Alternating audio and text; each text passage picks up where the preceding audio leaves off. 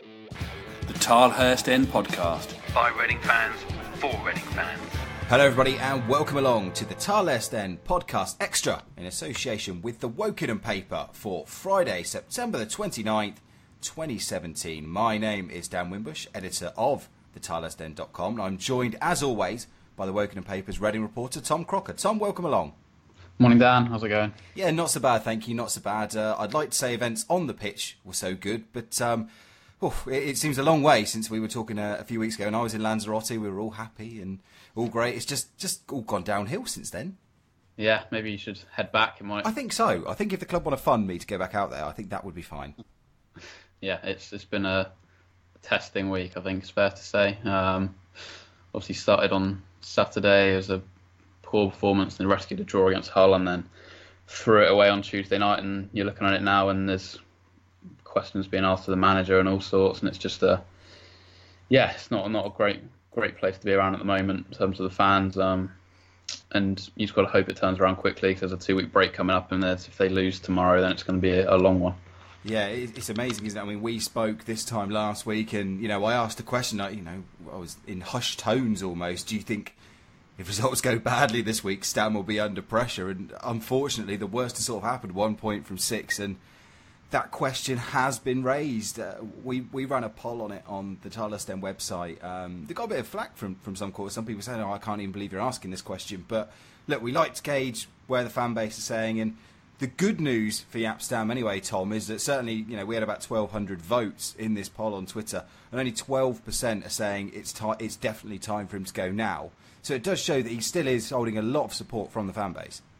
Yeah, absolutely. I think last season was sort of overachieving a little bit in terms of where they'd been the last couple of years, and that's the problem though, when you do so well and then you start so poorly. It's not even been like an indifference start now. I think it's fair to say it's been a poor start, and you look at it now and you have to question it a little bit when they spent so much in the summer and they're doing so poorly at the moment. But yeah, I think it's the fans are obviously right to remember what happened last year, and I think he's owed a bit of time to try and turn it around, and it's quite a new look team, so you have to hope that he can gel them together and try to turn these results around. I mean, obviously if they had held on, they're 10 minutes away from getting a win on Tuesday night, and then it would have all looked a little bit better, but the performances aren't great at the moment. I think that's the biggest concern, and the points aren't coming either. So all the points they are getting, really, they're lucky to be getting as well. The couple of draws they've had, they didn't really deserve anything from those games, and that's the biggest problem when fans are going and they're not enjoying it, and some of them aren't even turning up, and the ones that are, some of them are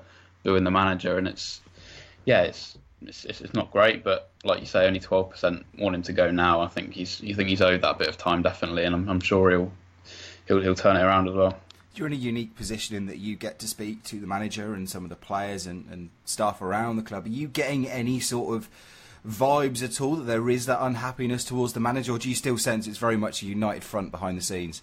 Yeah, very much so. I think all the players are 100% all behind him. The most of them have been brought in by Stam. Most of them have arrived because of him. In particular, they've only come to Reading after speaking with him and his sort of vision. So they're all well behind him. And obviously, the one thing you would say is that when Stam starts questioning the fans, and that's when things tend in other clubs to turn around against the manager. But I say he's tried to play that down again this week, I think, on Tuesday night, and it's something that happened last season as well. It's not the first time it's happened, and he managed to turn it around then as well. So yeah, I think they're all very much behind the manager. He's still very much of the opinion that they're playing, the results are about to turn around again, and it all feels very united. But you have to get the results, otherwise it's gonna drag on, and suddenly the gap between the top six is going to get bigger and bigger, and then the questions are going to have to be asked, because he's brought a lot of players in the summer, and they've arguably gone backwards so far. So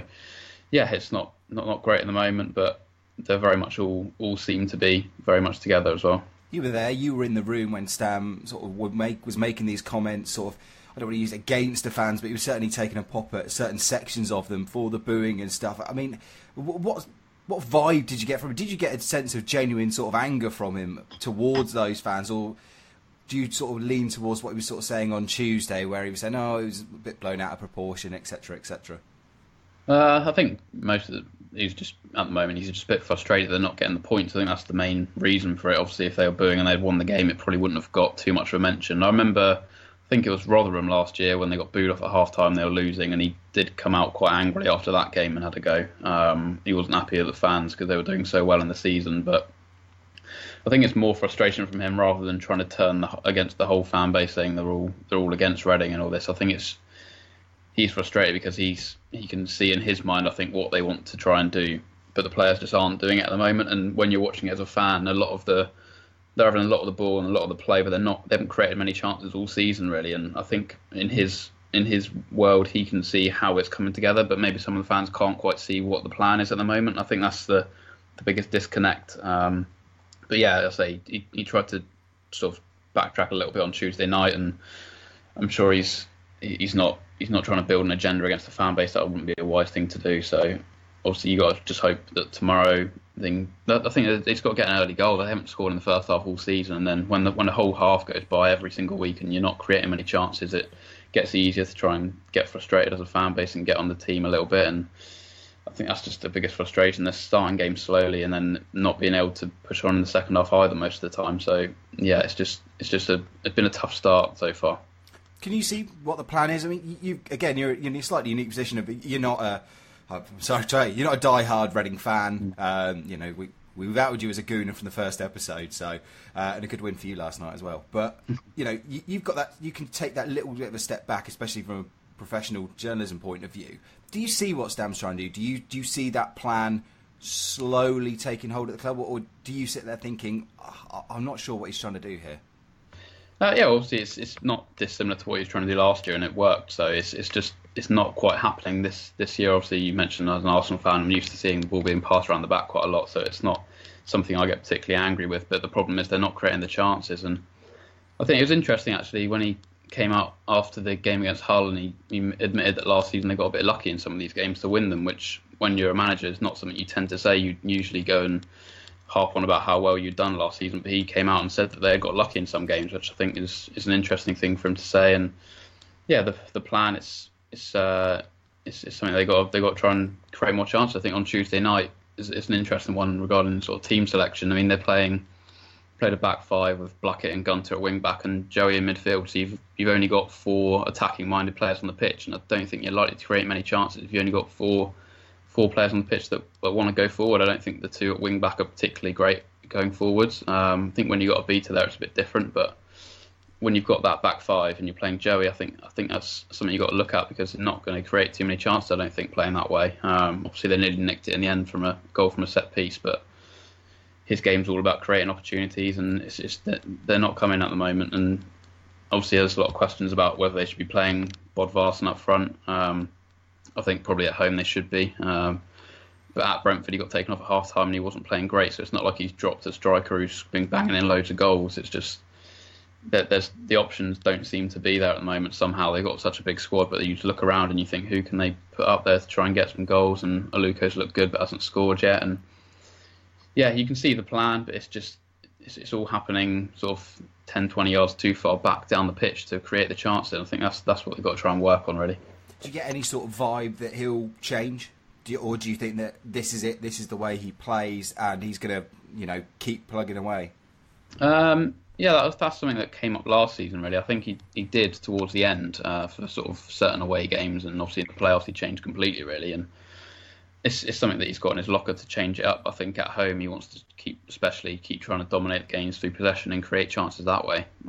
That's his philosophy, but I think he's sensible enough to know now that they need to get points on the board as well. So I think tomorrow, if they did get an early goal somehow, they might have got and then sat on it a little bit. I don't think he'd be too frustrated. He knows that they need to get some points now, and his whole philosophy isn't going to suddenly change. But he's pragmatic enough as well to know that they need to get some results and then try and build the possession style back up again.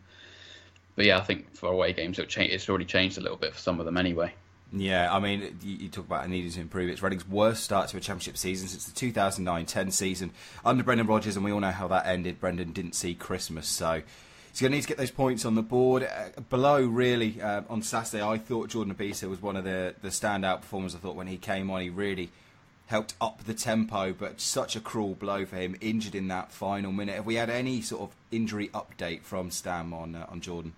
No, it's all been quite quiet on that one. It didn't sound great straight after the whistle, and I think Jordan's been on Twitter saying that he's sort of hoping it's not going to be too bad, but he hasn't sort of said that he's fine or anything. He obviously wasn't involved on Tuesday, so I'd expect him to.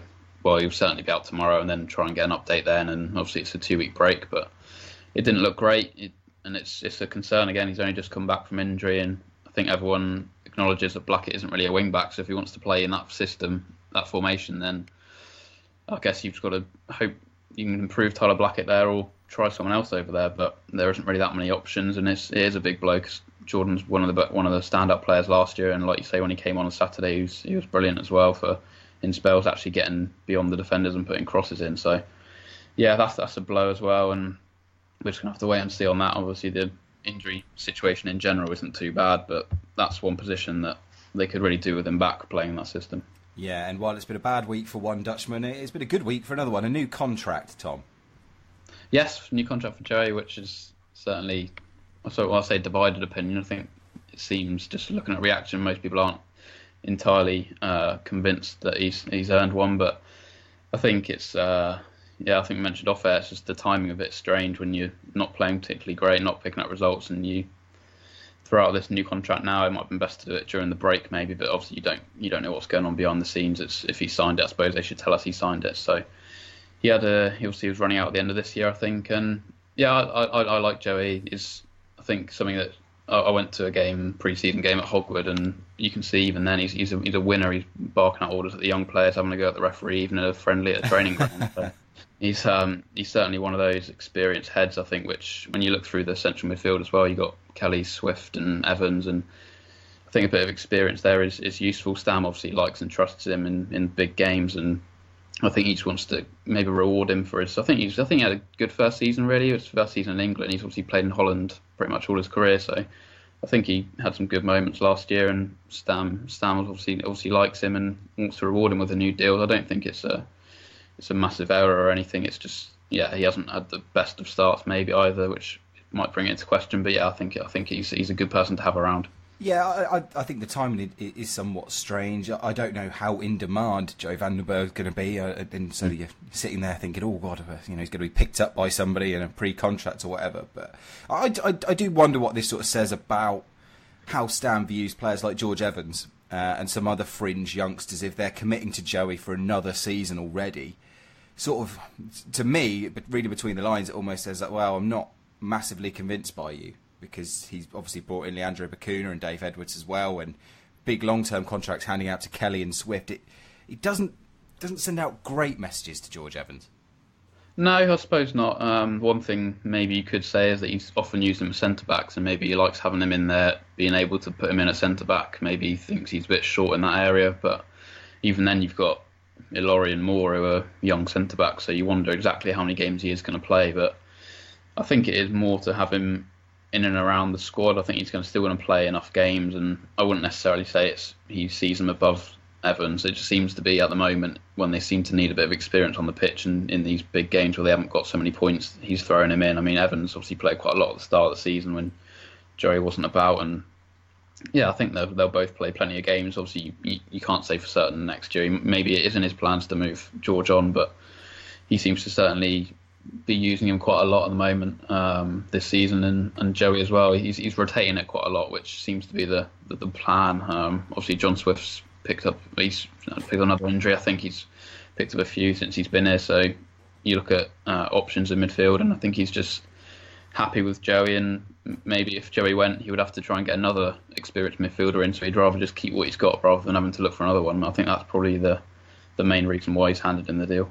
You mentioned another knock for John Swift ahead of tomorrow's game on the telly against Norwich at the Mad Stad. Is him and Jordan the only two doubts, or anyone else carrying niggles?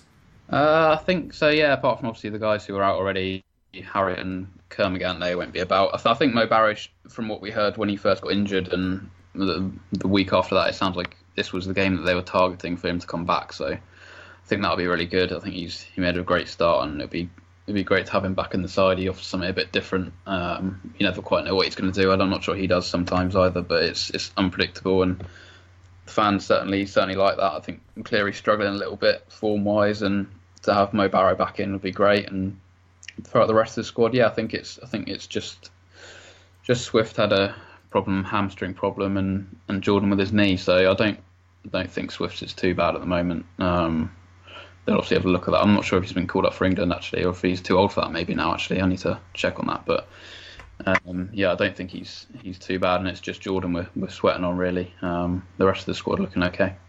Yeah, well, we need everybody we can get. So Mo will be a real boost, like he's mentioned. He does offer that something different. That pace really does worry defences. I mean, Norwich, they've had a mixed season so far under Mr. Farker.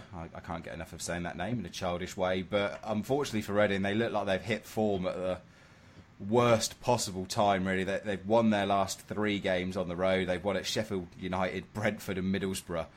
3 very difficult places to go and get all 3 points. They don't seem to be doing quite so well at home, but this is not the game you want right now. No, definitely not. Obviously, they had a slow start under the new boss, and they've certainly picked up in recent weeks. And I think I had a look, they got 5 clean sheets in a row in the Championship, I think, and Reading aren't really scoring many goals, so that's obviously a main concern, I think. They obviously got Nelson Oliveira, who'll get plenty of attention, I'm sure, but it looks like he's on the bench most of the time at the moment. But it would not surprise me if he came on and did something later on in the game. But yeah, as I say, they've started slow. They've picked up form. They've got a few guys in that team who have played in the Premier League, and they seem to have found a way to win games now, especially away from home. So that's a concern. And they're a side that are targeting promotion. So it's a big game, and Reading just need to get a win from somewhere. And this is the last chance for a couple of weeks. So they're going to have to try and find a way. I think they're capable of winning on the day. It's just there seems to be a lack of confidence in the team at the moment going forwards, which has been the problem. But if they can just get a little bit of luck, get an early lead, and I think that's the biggest hope tomorrow. Yeah, the one thing you would say about Norwich is that they're not prolific goal scorers. Oliveira's got 4. Nobody else has got more than a single league goal for them this season. I think they've only got 7, 8 in the Championship so far. As you mentioned, they're really reliant on that defence. So if Reading can get themselves in front and force Norwich to come at them, and they should be in a nice strong position, although Cameron Jerome's lurking and he always loves a goal against Reading. So definitely, if I had a 5 to be putting on first goal scorer, I know where that would be going. So very, very difficult. But look, we talked about it last time we came off an international break. It can do wonders for you if you get that momentum going in. Everyone goes away. Everyone sort of calms down for a bit. You give players a couple of weeks to get fit, get ready again. And then, the whole outlook on the season looks different. On the other hand, if they lose this, the atmosphere is going to be toxic. Is too strong a word, but it's really not going to be a fun place. No, I think I said before the whole game, if they went behind, it could turn a little bit, and it did before they went behind. Really, and if it goes the same way tomorrow, then the fans rightly aren't going to be too happy with how it started. I mean, you obviously mentioned the international break. I think before the last one they beat Birmingham, and since then they haven't won. So I'm not sure if it's how much it has a factor. I mean, the last international break they needed it really to get players back fit, but they've pretty much got a full squad at the moment. And yeah, I don't think the break will really come at a great time. Other than if they lose tomorrow, it will maybe calm things down a little bit in terms of there won't be any games to voice any opinions. But yeah, I think that, like you say, if they go behind tomorrow, it's inevitably it's not going to be the best atmosphere. So you've just got to hope that they can just get an early goal. And that's the thing. Like when they say when a team gets an early goal, the fans, I don't think, will be too concerned if it's not the best watch. If they can just grind out a win, really, the fans will get behind it if they're defending a lead, as the players do, just try and defend for their lives towards the end. I think if they can just go into a game, get a lead, and try and have something to defend and battle for, that'll make such a big difference. So we're just hoping that they can get off to a fast start tomorrow. Well, you really think they want to get points in the bank? I mean, the run after the international break is brutal. Trips to Leeds and Sheffield United, a home game with Middlesbrough, a home game with Forest, and a trip to Derby and Wolves at home. That is a 7-game spell that, again, you really, I mean, you have to. You've got to play them at some point in the season, but right now, it's tough. It's tough, and you are sitting there looking at a scenario where Reading are getting very few points here. Is there a run of Is there a run of results in that time? Again, we finished with a tough question last week. I'm going to finish with a tough question this week. Do you think there's a run of results in that period that could see a situation where Reading feel they've got to change the manager?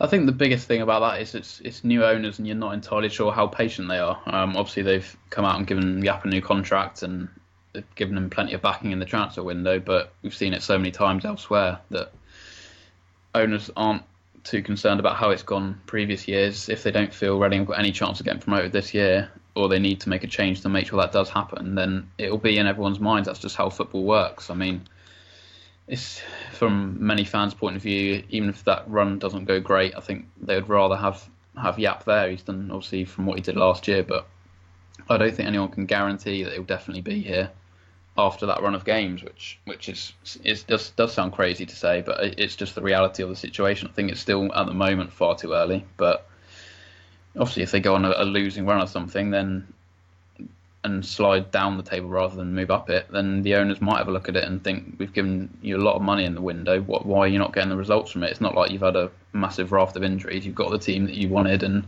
you're not picking up the results. But on the flip side, as you say, with the run they've got, that's an opportunity to get a couple of big wins and suddenly it will look different again. That's how crazy this league is, and every week the games are, on paper, they look tough, and if Reading can grind out a couple of wins and start playing a bit better, then it will look so much better so quickly. But yeah, I don't think you can rule anything out at any stage in football these days, really.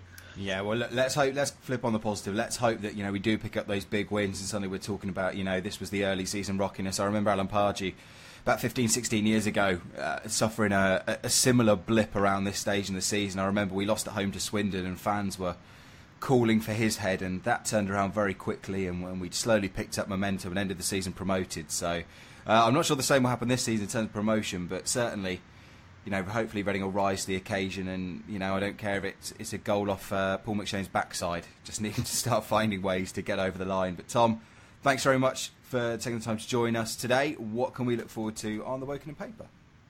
Yes, so we've got, obviously it's all eyes on tomorrow really. We've got, if you're interested in the women's side, they got a game today. We've got a piece of them going up, but the main focus obviously is then on tomorrow and the game at 5:30, and then it's the 2-week break, which hopefully will be a happy one. It's over on wokinghampaper.co.uk and on at Tom J Crocker on Twitter. Perfect. And I couldn't let you go without mentioning it. You got something right in the prediction league. Yes, I did. Finally. John Daddy Bob Vass in goal, getting you 3 points. Yes, John Daddy saved me. It's been a struggle, but yeah, bang on score. I'm not sure how that makes the standing. Well, it's unfortunately we are all still generally terrible as a league. Westy still leads the way on 6 points. Then you have Handbags Harris, who's picked up 2 results in a row. So he's up to 5. Then it's me and you on 4, and then Johnny. Mark's on 4 as well, and Johnny Williams propping up the prediction league at the moment with 3 points. So former champion struggling, but I've gone for a 1-1 draw today on the main edition of the show, which you can check out on this feed and on YouTube and all the usual places. I've said 1-1. Westy has said 0-0. So what do you say? I think I'm going to follow what went so well last week and go for another 1-1 draw. Yes, I'm going to stick with that and hope for better, but I think it wouldn't be too bad if it was 1-1. But yeah, we'll go for another one. Well, as I just said, we are terrible at predicting things, so that means Reading are going to go win 4-0. Let's hope so anyway. Right, as I said, Tom, thanks very much for joining in. Have a good weekend. Enjoy the match on Saturday, and then hopefully a nice, peaceful, calm international break. Thanks, yeah, we'll do. Absolutely. And in the meantime, head over to the Tilehurst.com, check out more great content. We've got lots of preview material, lots of opinion pieces going up as well. Kevin Dorr retiring as well, so share your memories of Kev's career as well up on the website, and we'll be back with the main edition of this show hopefully early next week. Might push into the week after, not entirely sure yet. And Tom, I'll chat to you in a couple of weeks before the game with away at Leeds. Yes, we'll do. Look forward to Absolutely. It. Right, take it easy, and thanks everyone for listening. Ta-da. Get social with the boys. Find them on Twitter at the Tilehurst End and facebook.com/the Tilehurst End.